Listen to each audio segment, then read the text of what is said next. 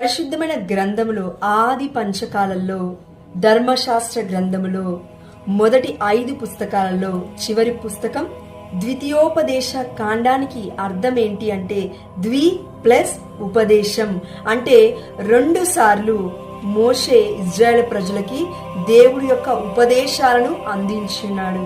మొదటి తరమైన ఇజ్రాయెల్ ప్రజలకు, రెండవసారి నూతన తరమైన ఇజ్రాయెల్ ప్రజలకి ఇక్కడ 10 ఆజ్ఞలను 5వ అధ్యాయంలో దేవుడు మరొక్కసారి మోషే ద్వారా 2వ తరానికి వివరించున్నాడు. ఎందుకంటే నూతన తరం కూడా ఎక్కడ పాపంలో పడిపోతారు అనే భయము దేవుడికి. ఎందుకంటే తన బిడ్డల్ని క్రమశిక్షణలో పెంచాడు కదండి ఇజ్రాయెల్ ప్రజల్ని.